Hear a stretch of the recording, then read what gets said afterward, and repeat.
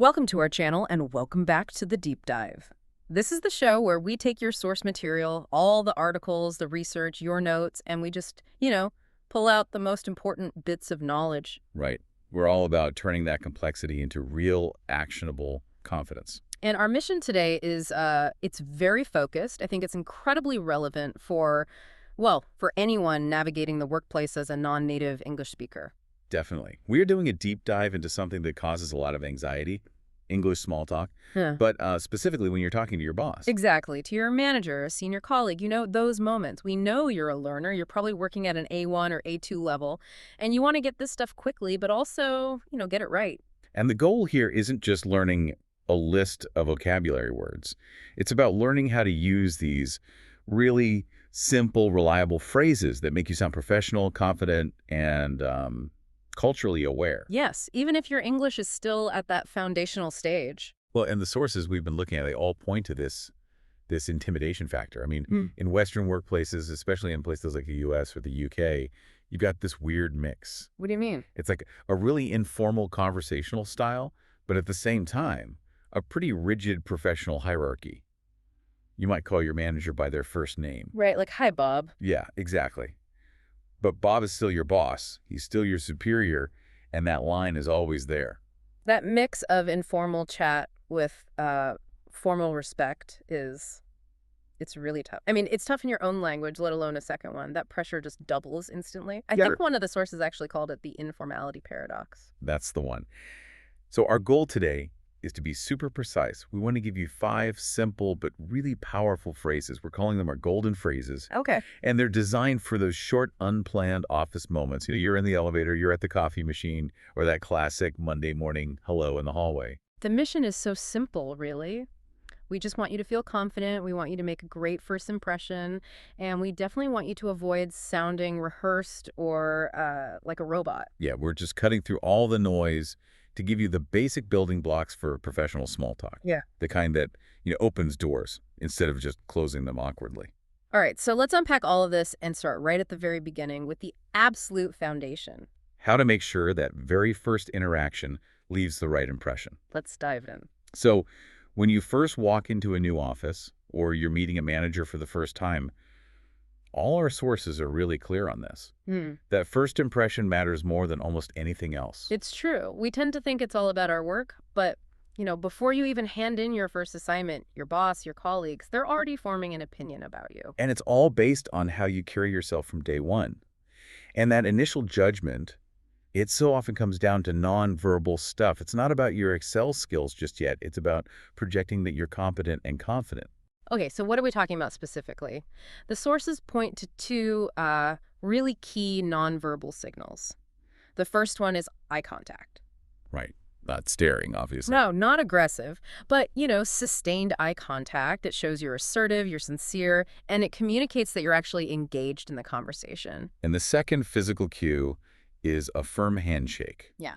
I know this sounds old-fashioned, but it's still so important. A handshake that's too weak. We call it a dead fish handshake. Yes. It can really be seen as a lack of confidence or even that you're not interested. So a firm grip, you combine that with eye contact, Yeah. and you're communicating professional assertiveness. Okay, but let's pause for a second because I know from talking to a lot of learners that these things, a firm handshake, direct eye contact, they can feel really unnatural or even a bit aggressive depending on your home culture. So why are they so important in, say, an American or British office? That's a really critical question. The sources explain it like this. Those cues are seen as proxies.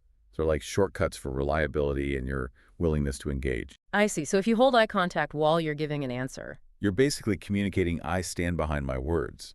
And when you put that confident demeanor together with a positive introduction, something really simple like, hello, my name's Alex. I'm really excited to join the team. It just immediately sets a positive tone. So the foundation is attitude and physical confidence, Yeah. okay? And then you have to build on that immediately with just basic politeness. Good communication skills shown through simple courtesy are just so highly valued. And this is where we get into those core A1, A2 level phrases that you just have to know. They show that foundational politeness. Let's start with the absolute basics, the currency of courtesy, please and thank you. It sounds so simple, right? But the sheer frequency you need to use them in English professional settings, Yeah. it's huge. You almost can't overdo it. An honest please or thank you just makes everything run more smoothly. It shows you respect other people's effort. And I think it ties into this idea of politeness and equality. A lot of Western offices have this philosophy. That there's a hierarchy of authority, sure, but there's an equality of human respect. Exactly. So being too demanding or, too abrupt, even if you are the boss, is seen as just rude. It disregards that idea that everyone's time is valuable. Right. Politeness is how you acknowledge that. Okay, so let's get into two really specific, tricky situations where that politeness is tested. First one, interruptions. What if you absolutely have to speak to your boss, but they're already in a conversation? Oh, this is a big one. You absolutely cannot just barge in. That is seen as incredibly rude. The polite way to do it is to acknowledge that you are, in fact, interrupting their flow. So you'd say something like, The phrase is, excuse me for interrupting, but I have a quick question about X. the power in that phrase is huge, isn't it? It shows respect for their conversation, but it also signals that your thing is important, but brief. And the second scenario is asking for information. This is where learners can really get into trouble because they might translate a direct command from their own language and it just sounds demanding. Instead of, give me this information. Right. The sources all say you should frame it as a request. You use what are called modal verbs, which are basically the linguistic version of politeness.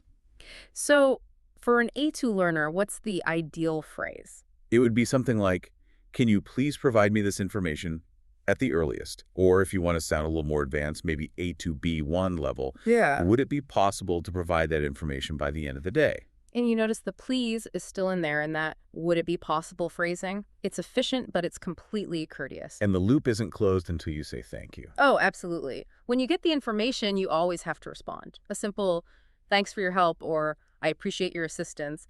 It just neatly and professionally closes that communication loop. So to sum up the foundation, project confidence with your body language, and then establish that baseline respect with consistent, polite, requesting language. Excellent. So we've built the foundation. We know what not to say, no abrupt demands.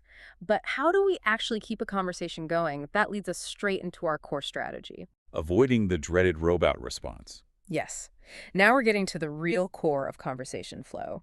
And this is where it gets really interesting because we have to talk about one of the most common and most conversation-killing mistakes a beginner can make. Ah, yes. The phrase we all learned in school, grammatically perfect, but socially so, it's so awkward. I'm fine, thank you. And you? Exactly. Now, that phrase is taught for a reason. It's easy, it's basic, it is, technically correct, but all the sources strongly advise you to change it up as soon as you can. So why is it so bad? I mean, what's the perception? To a native speaker, when they hear that robotic canned response, it's a little bit reductive. It immediately signals to them that your English is probably limited to just that classroom stuff. And so they adjust their own speech. They do. They'll start talking more slowly. And this is the crucial part. They will often try to end the conversation quickly. They just assume you're not comfortable or you're not able to go beyond that script. It's like a conversational red flag. The goal is to impress them, even with simple A2 level language. So the upgrade here is to use a response that a native speaker would actually use in the office. Right. It signals that you're ready for a real conversation. We're talking about training your brain to use these quick, natural responses. Instead of that forward sentence, you train yourself to say things like, I'm good, or I'm okay, or even a slightly more casual, but totally fine, not bad. You could even add a little energy. I'm great, thanks. Or my personal favorite, busy but good. The key is it's simple and it's fast. And you have to drill these. If you have to pause for 3 seconds to translate, how are you, in your head, that's a sign you need more practice with these default responses. Okay, so you've answered quickly and naturally. What's the next big strategic move? This is the key to keeping any small talk alive. This is our golden phrase number 1. It's really a strategy, the open-ended question strategy. The rule is so simple. Always ask the other person a question. Don't just stand there and wait for them to ask you something else. This is so important for learners who are often, a bit passive in conversations. But the real trick isn't just asking any question. You have to ask an open-ended question. Right, because a yes or no question is a conversation killer. It is. It's an instant dead end. Can you break that down and give us an example? Sure. So if you ask your boss, did you have a good weekend? The only possible answers are yes or no. And then silence. Awkward. Super awkward. But if you ask, what did you do this weekend? Now they have to tell you a story. And that storytelling is where the connection, the rapport is built.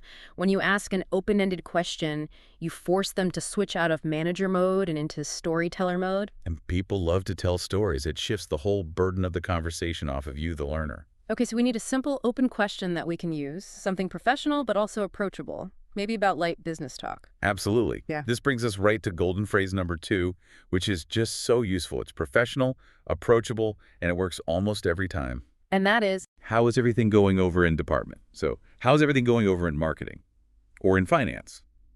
the sources really love this phrase. And I can see why. It does 3 things at once. First, it shows you actually care enough to remember what their job is. That's a form of recognition. Second, it's totally open-ended. Yeah. They can't just say yes. And third, it's a really gentle, professional way to transition into light business talk, which is always safe territory. It's a master stroke of efficient conversation, really. They'll almost always give you a little update, and then they'll probably ask you the same question back. It's busy. How about your team? And that's your invitation to share a quick, light update about your own work. It's effective, it's polite, and it's efficient.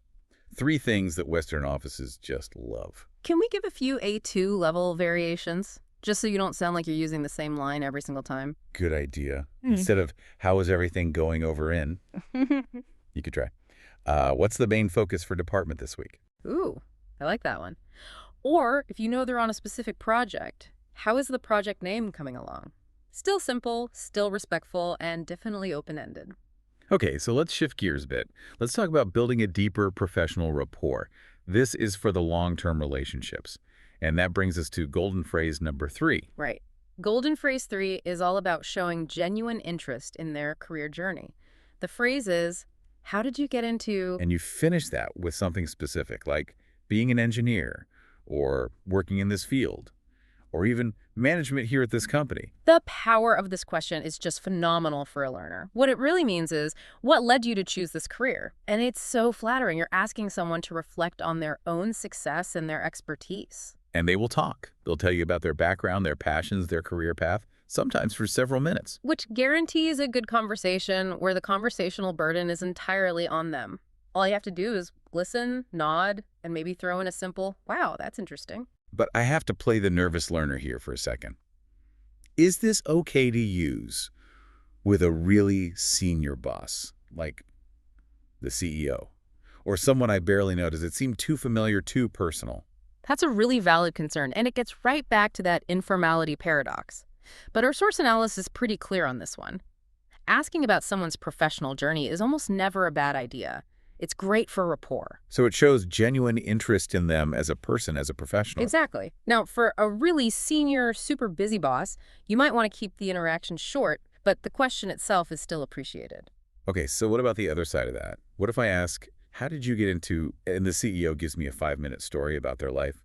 I'm an A1 learner. I'm going to miss a lot of that vocabulary. How do I handle that flood of information? The secret is simple, easy responses. You don't need complex words to show you're engaged. You just need what we call conversational fillers. So when they pause for a breath, you can just say, Simple, universal phrases.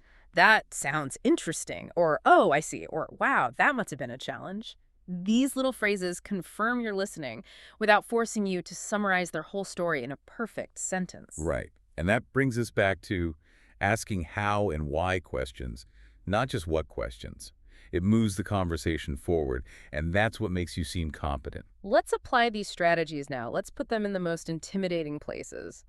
Those unavoidable, unplanned quick chats. Yeah, these are high stakes because you have to think fast. There's 0 time to translate in your head. Scenario 1, the elevator ride. This is the ultimate quick greeting challenge. You need something simple, fast, that acknowledges your boss but doesn't trap you in a long conversation when the door's about to open. Time is everything here. You need language that is efficient, but also really respectful. So first rule, stick to safe greetings that are appropriate for the time of day. Good morning, good afternoon, or just a simple hello, boss's name. And the sources are absolutely mandatory on this point. Avoid all slang. No, what's up? No, yo. Definitely no sup boss. It's just way too informal for a superior. Okay, but we need an upgrade from just hello, something that feels immediate and respectful, but doesn't invite a 10-minute story. And that is golden phrase number 4. How is your morning afternoon going? It's a small change from how are you, but it's a powerful one. It feels more focused on the present moment. It respects their time because the expected answer is really short, just a few words. The difference is subtle, isn't it? How is your morning going kind of implies, I know you're busy, but I'm acknowledging you right now. Exactly. And if they ask you back, what's the right kind of response to keep it quick? You have to match their energy, match their efficiency. If they ask, how's your morning going? You could say, it's going well, thank you. Or even better, good, I'm just heading to a meeting. That second one is great because it's a soft exit signal. It acknowledges you're both busy, the sources are clear. In Western culture, being friendly and efficient are both highly valued. This kind of quick, polite greeting covers both bases. All right, so next, let's move to scenario 2, the office kitchen. The coffee talk. This one's usually a little longer. Maybe you're both waiting for the microwave. You've got a minute or two of standing time. This is a chance for a slightly more substantive conversation than the elevator ride. Right. So in this slightly longer interaction, you need a safe topic to start with. Something that needs zero technical vocabulary or deep cultural knowledge. And the sources all agree on one thing. The weather. The weather. It's the universal small talk starter. And it's perfect for A1, A2 learners. Simple sentences like, it's really cool today, isn't it? Or, I hope the rain stops soon. And this is where beginners get stuck. Once you've talked about the weather, what's next? That's the wall everyone hits. Yeah. How do I transition to something else without accidentally bringing up my personal problems or something too heavy? A smooth transition is everything. The strategy is to move from the ultra-safe topic, the weather, to something like a light work topic or a positive, non-invasive observation. The sources give us 2 great ways to do this. The first one is the compliment strategy. But you have to be careful with this Yeah, one. definitely. You have to offer a sincere compliment about something professional and visible. We really advise sticking to safe compliments. Complimenting personal appearance beyond their clothes can sometimes be tricky, especially across cultures. So, safe examples would be, I like your shirt today, or that's a nice scarf you're wearing. You're complimenting an item they chose to wear, not an intrinsic feature like their eyes or something. and the power of a sincere, non-intrusive compliment is that it just makes the other person feel seen, and it opens them up to conversation. But there's a subtle trap here that a lot of beginners fall into. When they compliment you back, you cannot instantly return a compliment out of habit. Yes. The robotic compliment loop. We've all seen it. Nice shirt, thanks, nice tie. It feels so forced. I remember someone complimented my new glasses once, and I panicked and said, "Oh, I love your tie." But they had worn that same tie every single day for a year. It was so obviously insincere and awkward. The advice is clear. Wait for something real. A canned, immediate return compliment just feels fake, and it actually damages rapport. Okay, so what's the second, maybe safer strategy for the kitchen chat? The light work update or inquiry. This is the perfect time to bring back our very useful golden phrase number 2. How is everything going over in department? Using that phrase makes them feel recognized and remembered. And you can even combine the 2 topics. That coffee smells great. By the way, how is everything going over in finance today? It creates a really natural bridge. So the key to the kitchen chat is start with something safe, like the weather, and then transition, either with a sincere compliment or a light work question. Just don't let the conversation die after the weather report. Now we have to address the absolute classic of workplace conversation, especially on a Monday morning. Scenario 3, the how is your weekend question. You will hear this everywhere, from your boss, from your colleagues. It might be phrased as, anyway, up to anything fun this weekend? Or the simple, how was your weekend? And this question is the perfect gateway to practice a concept that the sources really recommend for building rapport. It's the idea of opening up. Now, opening up does not mean telling them all your deepest, darkest secrets. No, please don't. It just means sharing something personal, but keeping it light, non-controversial, and brief. Simple things like a movie you watched or a meal you cooked or a walk you took. And the benefit of showing you're willing to share a little something is huge. It helps the other person see you as a real person, not just a coworker. It helps ingratiate yourself, which just means building that personal connection that makes all future interactions so much smoother. But I have to voice the beginner's concern again. It can feel really scary to share personal things. You worry about the boundaries, how much is too much, and how do I even say it in simple English? This is where we need really clear guidelines. Trust your judgment, but for small talk with your boss, the advice is strict. Keep it within the comfort zone of a safe public space. Let's define safe versus unsafe topics to share. Safe things would be, I went hiking, I visited family, I cooked dinner, I watched a movie, I read a book. I cleaned my house. Exactly. Yeah. These are simple sentences, perfect for A1, A2 level, and totally harmless. Unsafe topics would include any discussion of health problems, financial struggles, major family conflicts, personal drama, anything that requires a lot of emotion or sensitivity. Those topics just make people uncomfortable in a casual, professional setting. The focus always has to be on low-risk, universal activities. It's just about showing you're a well-rounded person with a life outside of work. Okay, so you've answered their question about your weekend. For example, it was relaxing, I spent some time in my garden. Then you have to immediately use our most vital conversational tool. This is golden phrase number 5, the simple follow-up. It is absolutely essential to return the conversation to them. You must ask them back. If you don't, the conversation feels really one-sided. It can even feel like you're dominating it, even if you only spoke for 10 seconds. It's a common mistake, even for native speakers. You're so focused on crafting your own perfect answer that you forget to pass the conversational ball back. And the most universal, simplest way to do that, perfect for an A1, A2 learner, is golden phrase number 5. How about you? Or the slightly longer, what about you? It just keeps the conversation moving forward so effortlessly. So let's put that whole Monday morning script together. Yeah. They ask, how was your weekend? You give a quick, simple answer that opens up a tiny bit. I'm good, thanks. I went hiking yesterday. It was really sunny. And then you immediately pivot back with, how about you? It's a foolproof 3-step script for a successful Monday morning. And here's a little extra tip. Try to memorize 3 or 4 simple adjectives to describe your weekend that aren't just nice. Try relaxing, busy, quiet, or quick. Yeah, those simple vocabulary additions just make your answer sound so much more natural and expressive for the A2 level. Okay, so every good conversation strategy also needs to clearly identify the landmines. The danger zone. The topics and actions that can just instantly create friction, especially when you're talking to a superior. We have to explain the cultural why behind these. These are topics or just linguistic habits that are considered too heavy or inappropriate for casual small talk. The first thing the sources focus on is what they call abrupt language. Abrupt language is basically using short, demanding, or unpolished phrases that, even if they're grammatically correct, just come across as rude. We need some concrete examples of rude phrases and their polite alternatives. Okay, let's start with the most simple one. When you don't understand something. The rude way is just saying, what? Or, huh. It sounds like a demand. So the polite alternative at an A2 level would be, I didn't quite catch that. Would you mind repeating what you just said?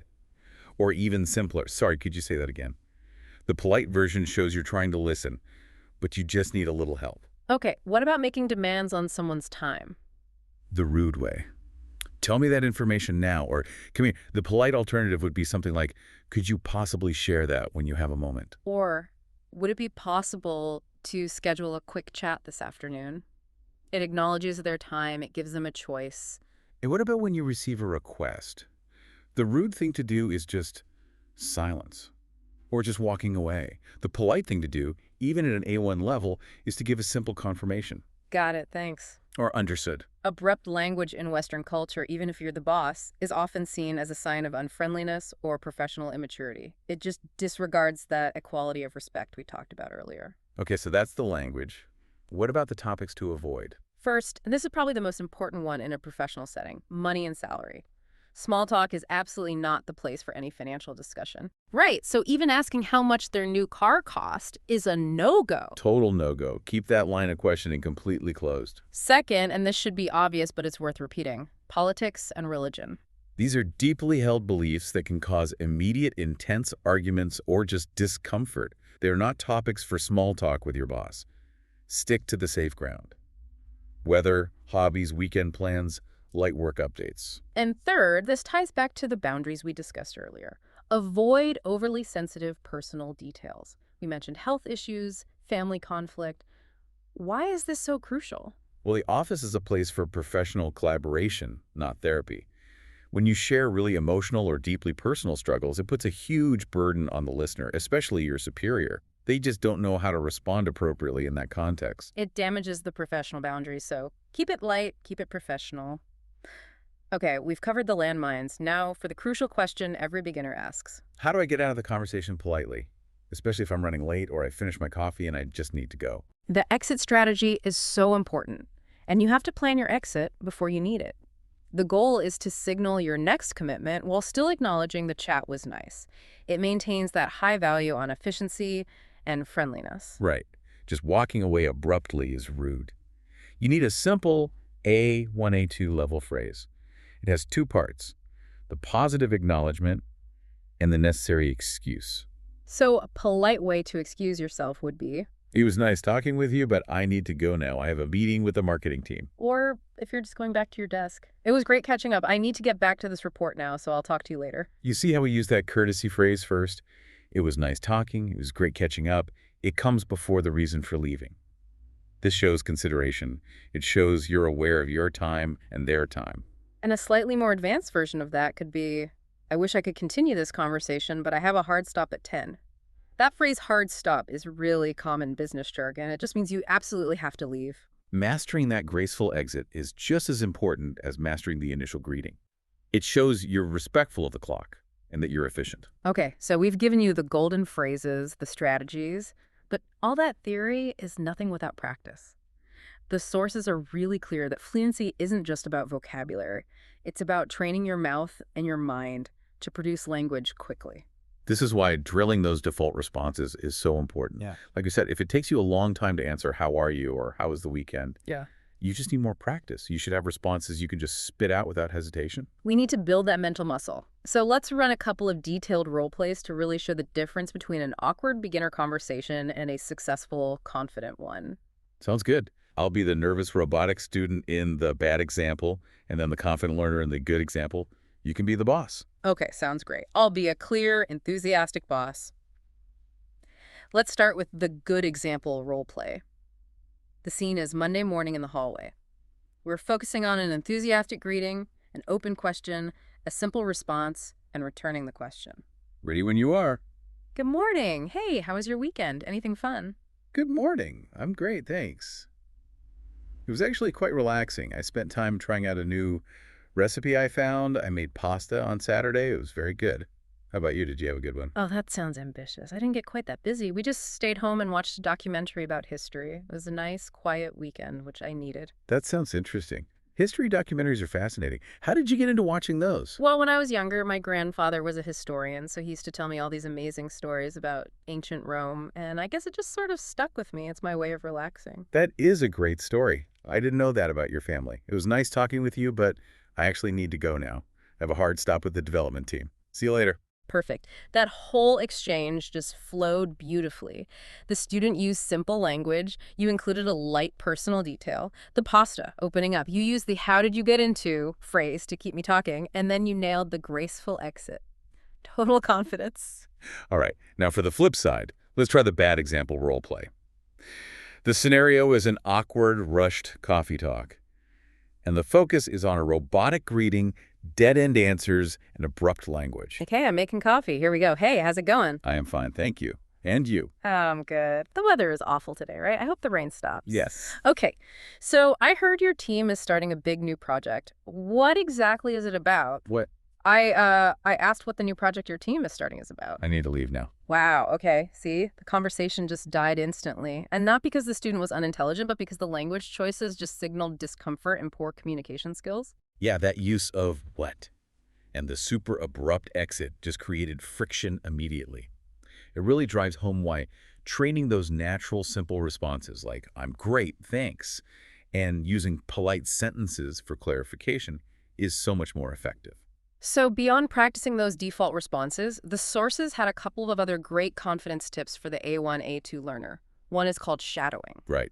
This is where you repeat phrases you hear native speakers use. You try to match their rhythm, their tone, their pronunciation.